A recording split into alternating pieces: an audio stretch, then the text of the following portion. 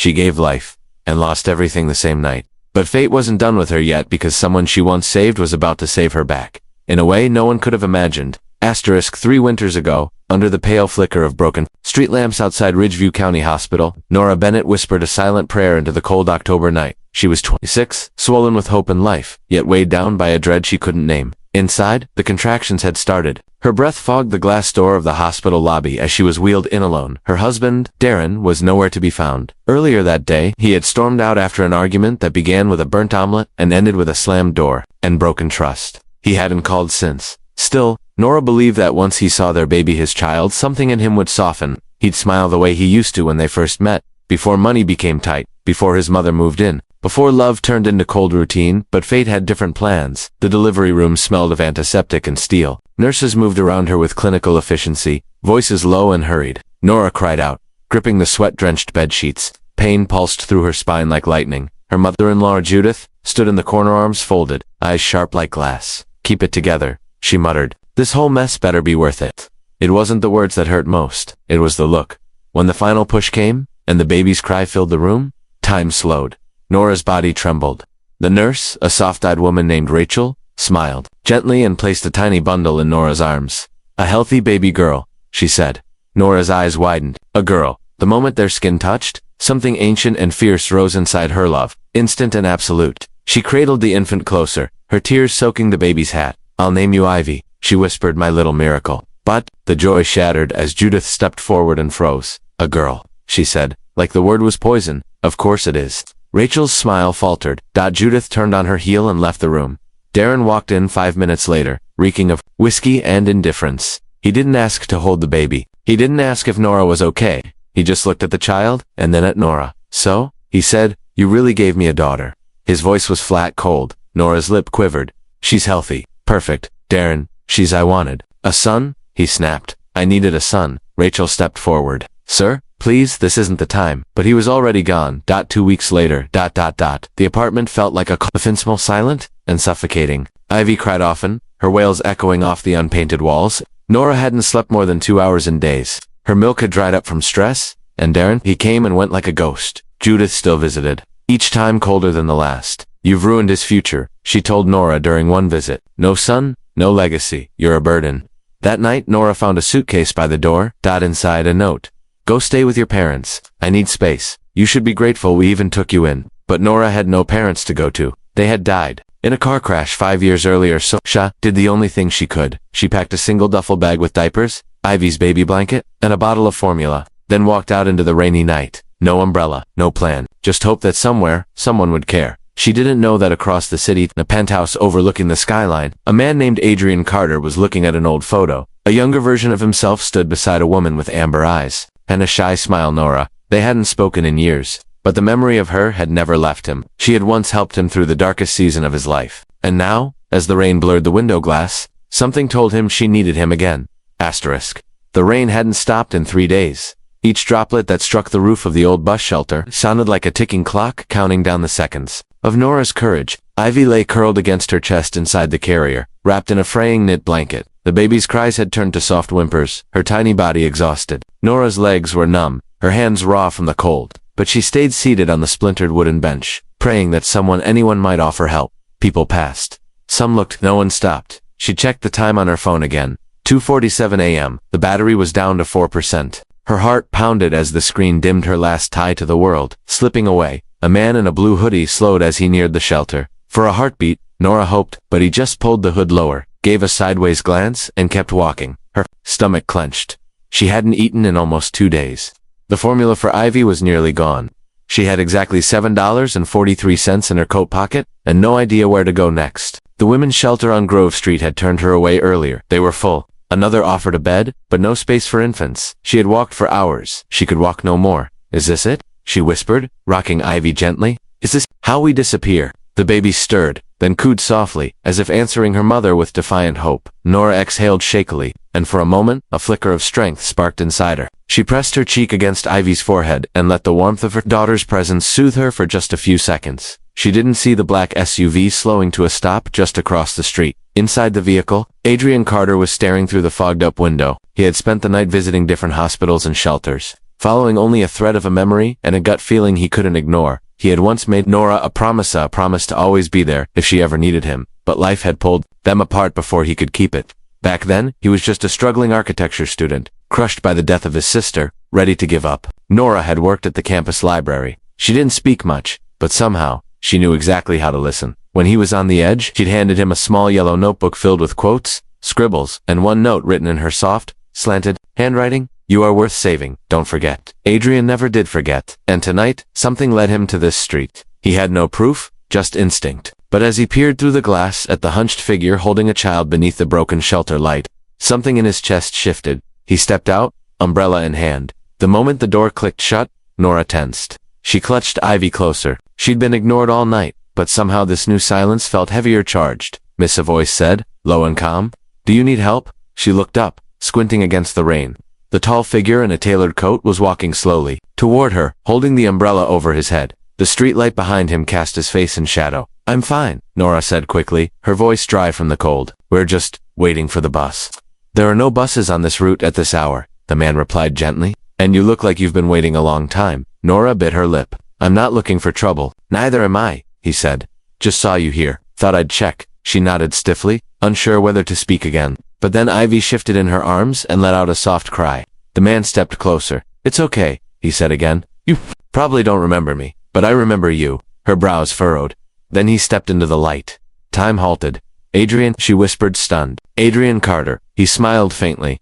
It's been a while. She couldn't believe what she was seeing. The boy with the heavy eyes and frayed jeans from years ago was gone. In his place stood a man who looked like he belonged on the cover of a finance magazine. His suit looked expensive. His hair was no longer tousled, it was neat, streaked with responsibility and success. But his eyes, they were still the same. I don't understand, she murmured. What are you doing here? I heard you needed help, he said simply, and I never forgot what you did for me. Nora didn't speak. Her lips parted, but the words caught in her throat. Emotions tangled inside her: shock, shame, relief, disbelief. I can't take you far tonight, Adrian added, but I can get you and your baby somewhere warm, safe, with food, just for the night. She hesitated. Her arms tightened around Ivy. I don't want charity, she whispered. It's not charity, Adrian said, softer now. It's a promise. I owe. One you probably forgot you even made.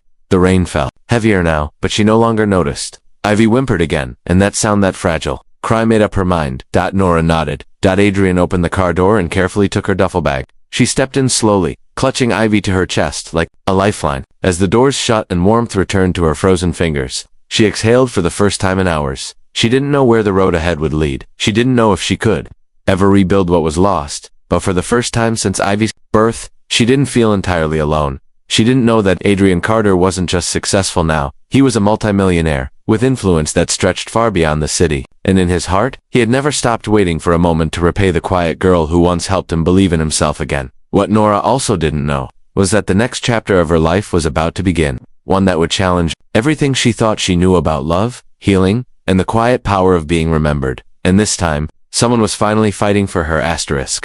Rain turned to mist as the SUV glided through the empty city streets, tires hushing over slick pavement. Inside the warm cabin, Nora sat silently in the passenger seat, her hands never leaving the small bundle cradled to her chest. Ivy had finally drifted to sleep, her soft breaths puffing against the fabric of Nora's jacket. Adrian drove without speaking, as though silence was a language they both understood now. But the questions swirled in Nora's mind like smoke. Why him? Why tonight? How did he find me? And why would a man like him even care? She glanced sideways. His profile was focused, calm, but there was a tension in his jaw, like he was holding something back. On was the shy, broken student, she remembered. This man wore purpose like armor, but there was something else, something familiar behind his eyes. The car turned onto a quiet road lined with old oaks and passed through a security gate that opened automatically. Nora's breath caught. Ahead stood a 3-story townhouse, the kind she only ever saw in magazines. Brick walls covered in ivy, windows glowing softly from inside, like a promise of safety. You live here? She asked, voice low. He shook his head. It's one of my guest houses, close to the city, but private. I thought it'd be better than a hotel. She blinked at him. A guest house. He parked the car and turned toward her. There's food inside, a crib, clothes. I called ahead earlier just in case. Just in case. The words lingered in the air. I don't get it, she whispered. Why would you go through all this trouble? I mean, we weren't even that close back then. Adrian looked down, then back up at her. That's not true. You were the first person who saw me for who I was, not what I lost. You saved me when I didn't think I had any reason left to wake up. She remembered now how he'd come into the library every Thursday and just sit, never reading, never speaking, until one day, she slipped him a note with a quote scribbled across it. The sun still rises even after the darkest night. And he'd shown up the next day eyes red but a little brighter. But still, this helping her now. He stepped out and opened her door. The cold air rushed in, startling Ivy. Nora held her close and climbed out. Every step toward the front door, feeling surreal. Inside, warmth surrounded her like an embrace. The house smelled faintly of cedarwood and vanilla. She stood in the entryway, dripping rainwater, unsure whether to move. You can rest here as long as you need, Adrian said, setting her bag down. No expectations, no pressure, safety. Nora swallowed hard. You don't know what you're getting into. Adrian paused, his voice softer now. Try me. He gave her space after that, disappearing into the kitchen and returning with a bowl of steaming soup and a bottle for Ivy. Nora fed her daughter slowly, her heart a confused tangle of gratitude and fear. Every gentle gesture from Adrian felt like sunlight on frost, comforting but unfamiliar. Later that night, long after Ivy had fallen asleep in the nursery, Nora found herself standing on the balcony just outside the guest room. The city lights blinked in the distance. Her mind, however, was miles away. She didn't realize Adrian had joined her until he handed her a warm cup of tea. Couldn't sleep? He asked gently. She shook her head. I haven't really slept in months. He leaned on the railing beside her. I get that. Do you? She asked, glancing at him. His smile was faint. More than you know. And then, slowly, he told her what she hadn't known. That 2 years after college, his sister's death had spiraled into something. Deeper depression, lost opportunities, almost losing himself. Until one day, while unpacking old things in a storage unit, he'd found that same yellow notebook she gave him. Inside, her quotes and scribbled reminders had reignited something in him. I started writing again, he said, his voice barely above a whisper at first. Just lines, thoughts, then blueprints.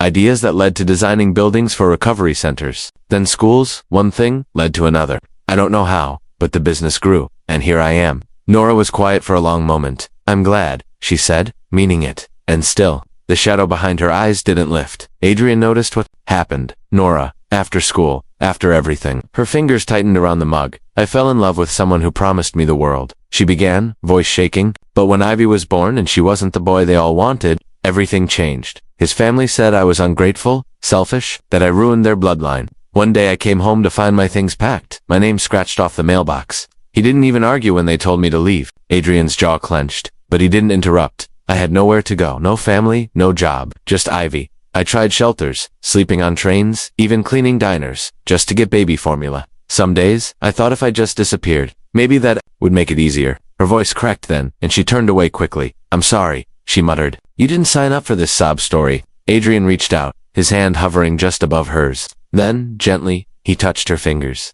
You don't owe me silence, he said. Not after what you've endured. Nora looked down, letting the tears come freely now. I thought no one would ever see me again, she whispered. And then, you showed up. Adrian didn't speak again, but in his silence was a vow. One he hadn't spoken aloud but already carried deep in his bones. He hadn't come back into Nora's life by coincidence. And he wasn't planning on disappearing again. What neither of them knew was that their reunion would soon draw attention from people who weren't ready to let Nora go quietly. People who had power, secrets, and unfinished business. But for now, under the moonlit sky, Nora took the first real breath of peace she'd had since Ivy was born, and she had no idea her quiet strength had already begun to change. Adrian's life once more, the next morning brought a strange stillness. For the first time in months, Nora woke not to the cry of her baby or the cold stiffness of a bench, but to warmth the kind that seeps into your bones. Morning sunlight filtered through linen curtains, dust dancing gently in the air. The softness of clean sheets surrounded her. For a moment, she didn't move, didn't even breathe too deeply. She almost feared waking up to find it had all been a dream. But a WASN single quotes T.Ivy lay snuggled in the portable crib beside the bed, cheeks flushed with sleep, breathing peacefully. A pink knitted blanket wrapped her tiny body, and a stuffed bear one she didn't recognize rested near her hand. Nora blinked, confused. The blanket was new. So was the bear. And the note beside the crib was in neat handwriting. Thought she might like a friend. She held the note for a moment, a lump forming in her throat. No one had ever done something so thoughtful for Ivy before. She carried her daughter into the kitchen. Following the faint scent of cinnamon and coffee, Adrian stood by the stove, wearing a black crewneck and jeans, flipping something in a pan with the casual grace of someone who didn't know he looked like he belonged on a magazine cover. Good morning, he said without turning. I hope pancakes are still your favorite. Nora blinked. How did you used to eat them every Tuesday at the student cafe? Always with strawberries on the side. She stared at him. You remember that? I remember everything, he replied, finally looking over his shoulder. His voice was calm, but there was a weight behind it, a truth he wasn't ready to say. Ivy reached for his direction, cooing softly. She likes you, Nora said. Surprised. Adrian took the compliment gently, his eyes never leaving the baby. I like her too. She's got fire.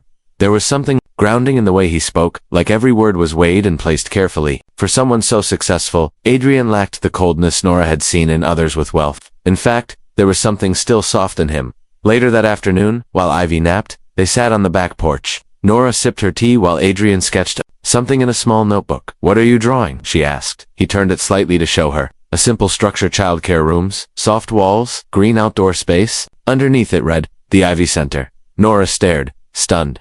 You're designing this? I've wanted to for a while, he said. A center for mothers, a safe place. Job support, therapy, shelter. I didn't know what to call it until I saw her. Nora's lips parted, speechless. But I'm not showing it to the board yet, he added, because I think you should help me finish it. Me. She laughed nervously. Adrian, I barely have anything left. I'm not a designer or an architect. You're a survivor, he said simply. You know what it feels like to be invisible. That's what this place is, for people like you. You don't need a title, just your heart. Before she could reply, a sharp knock echoed through the front hall. Both of them stilled, a knock, times not aggressive, not casual, a calculated pause between each one. Adrian stood first, eyes narrowing. I wasn't expecting anyone. Nora's heart pounded as he walked toward the door. A chill ran up her spine. Something felt off. Through the peephole, Adrian saw a tall man in a charcoal suit, slick hair, clean-shaven, corporate. Behind him stood a woman with thin lips and cold eyes. Nora recognized the moment Adrian opened the door. Miranda, Jake's mother. Nora's face drained of color. Adrian stiffened. May I help you? The man stepped forward. Mr. Hale, we were hoping to speak with Ms. Nora Baines. It's regarding a legal matter. Miranda didn't even acknowledge Adrian. Her eyes were locked on Nora behind him, assessing. Cold. We've been looking for you, Miranda said, and now we finally have. Adrian didn't budge. I'm sorry, but this isn't the place for whatever you think you're doing. Miranda smiled tightly. Oh, we'll see about that. Nora stepped forward, her voice unsteady. What do you want? The man produced a folded envelope from his briefcase. You've been served. Custody challenge. Your ex-husband is requesting full guardianship of Ivy Donovan, citing instability, homelessness, and endangerment. The words shattered the air like glass. Nora felt the floor sway beneath her. She whispered, No, he doesn't even care about her. He said she was a mistake. Do you have proof of that, Miss Baines? The lawyer asked coolly. Adrian stepped in front of her, shielding her. Get off this property. Now. Miranda's gaze darkened. She left with our granddaughter, without permission. That won't end well. Ivy is not a possession, Adrian said sharply. Maybe not to you, Miranda snapped, but to us. She's legacy. The lawyer handed Adrian the envelope and turned to leave. Don't worry, Miranda added as they stepped off the porch. We'll be seeing each other soon. The door closed with a deafening finality. Nora stood frozen, holding Ivy tighter than ever. Her knees gave way and she sank to the floor. The tears came like a flood, hot, unstoppable. Ivy stirred in her arms, and Nora pressed her lips to her daughter's forehead, whispering, I won't let them take you. Not again. Never again. Adrian crouched beside her, holding her hand. We'll fight this, I promise. You're not alone anymore. But even as he spoke, his mind raced. He knew Miranda's family owed money, deep connections, endless resources. If they wanted a war, they would bring one, and he would be ready. But the next moves had to be smart, because what Nora didn't know yet was that Miranda had secrets of her own, ones that could destroy everything if revealed. And Adrian, he'd been holding one back too, one that could change not only Nora's future, but her past. The storm outside had nothing on the one raging inside Nora's heart. She paced the floor of Adrian's study, the envelope still clutched in her trembling hand. Each word of the legal document echoed in her mind like a cruel chant. Custody challenge. Instability, guardianship. Adrian watched her silently from across the room, his arms crossed, the usually calm lines of his face shadowed with concern. He hadn't seen her break like this before. Nora was resilient, quietly powerful in her motherhood, determined in the way only someone who had lost everything and still kept going could be. But this was different. I don't understand, she whispered finally, her voice hoarse. They didn't want her. They treated her like she didn't exist. Why now? Because now you have something they hate, Adrian replied gently. Hope, freedom, and someone standing beside you. That makes you dangerous to them. No. Collapsed into the chair by the fireplace, pressing her palms to her eyes. They're going to try and paint me as unfit, that I have nothing. And they're not wrong. Adrian, I don't even have a home address. I left without anything but a diaper bag. But you have truth, he said, kneeling beside her. And you have me. She looked at him, blinking away tears. Why are you doing this? Why do you care so much? Adrian hesitated. The question wasn't unexpected, but the answer carried a weight that had been pressing on him for years. I should have told you this a long time ago, he began quietly, but I was afraid. She stared at him, lips parting slightly. When we were in college, I loved you, he said, each word measured. But I never said it. I thought you were too bright for someone like me. You had dreams, fire. I was just the background. That's not true, she breathed. He nodded. Maybe not. But I believed it. And when I heard you married Jake Donovan, I told myself to forget. I buried myself in work, money, building something that would matter. But when I saw you again standing in that rain, holding Ivy, I knew that if I didn't help you, I'd regret it for the rest of my life. Nora's breath caught. The room felt suddenly still, like time had paused just long enough for her to hear every beat of her heart. Adrian, he stood and turned toward the window, his back to her now. That's why this isn't just about custody or revenge. It's about giving you back the life they tried to take. A knock interrupted the silence, lighter than before. Adrian opened the door to find a petite woman with graying hair, kind eyes, and a clipboard. Ms. Nora Baines, she asked, stepping inside once Adrian nodded. I'm Miss Hampton. I've been appointed by the court to evaluate your suitability for custody. Already? Nora asked, standing abruptly. I didn't even get a lawyer yet. They filed for emergency hearing, Miss Hampton explained softly. The Donovan family has influence. But don't worry, I am here to observe, not to judge. Yet, over the next 2 hours, the woman watched everything. Nora feeding Ivy, bathing her, gently, singing to her. She asked questions about Nora's support system, her work history, her mental health. By the end, Miss Hampton smiled. I've seen enough for today. I'll be writing a preliminary report for the judge. But just as she stepped outside, her phone buzzed. She glanced at it, her expression changing subtly. Everything okay? Adrian asked. I just received something interesting, she said, frowning. I'm not supposed to disclose this. But off, the record Miranda Donovan submitted a set of photographs claiming you were seen entering a bar last week, allegedly intoxicated. While Ivy was in your care, Nora froze. That's a lie. I haven't touched a drink since I left Jake. I wasn't even near a bar. Ms. Hampton looked torn. Then I'd suggest gathering witnesses or evidence to support that, immediately. Judges take such allegations very seriously. As the woman drove away, Adrian's expression darkened. They're not just playing dirty, he muttered. They're fabricating reality. But how did they get that photo? Nora whispered. It can't be real. They don't need it to be real, Adrian said grimly. They just need it to look real. The next morning, Adrian called. In a favor, a man named Lucian, a quiet, serious investigator, who owed Adrian more than a few debts, arrived with a laptop and a flash drive, ran a trace on the metadata of the photo they submitted. Lucian said. It was doctored. Whoever did it was sloppy.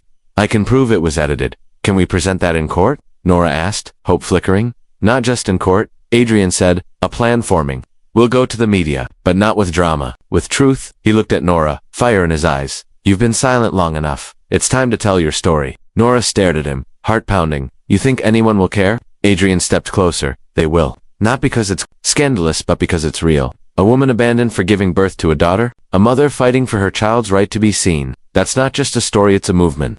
And that night, Nora sat in front of the camera. Adrian helped her set up the lights. He held Ivy nearby, bouncing her gently to sleep. And Nora spoke. Her voice, shaky at first, soon found its rhythm full of pain, strength, and unshakable love. She didn't name names. She didn't call for pity. She told the world who she was, what they had done to her, and how she would never stop fighting for her daughter. The video went online at midnight by dawn. It had over 300,000 views, and one unexpected message sat in Adrian's inbox, with a subject line that made his breath catch. You're not the only one Miranda betrayed. He opened it, and the secrets inside were bigger than any of them could have imagined. Asterisk. The email's subject line glared back at Adrian like a silent alarm. You're not the only one Miranda betrayed. He clicked it open with trembling fingers, heart pounding.